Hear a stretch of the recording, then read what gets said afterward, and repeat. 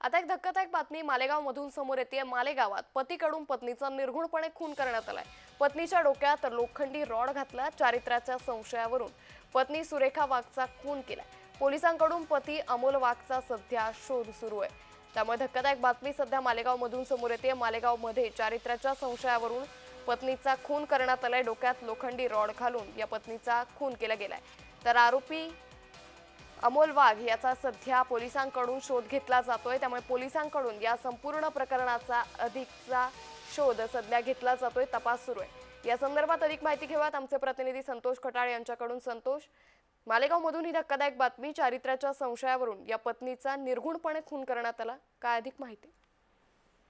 अंकिता, बरोबर आहे। Malegaon camp police ठाण्याच्या हद्दीतील हिम्मतनगर वीर एकलव्य चौक परिसरातील ही घटना असून संशयित पतीने पत्नीच्या चारित्र्यावर संशय घेऊन हा खून केल्याची घटना समोर आली।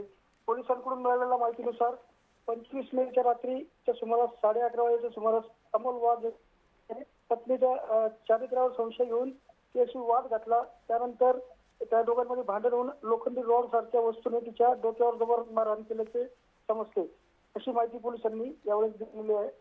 निश्चित धन्यवाद संतोष, आपण दिलेल्या सविस्तर माहितीसाठी।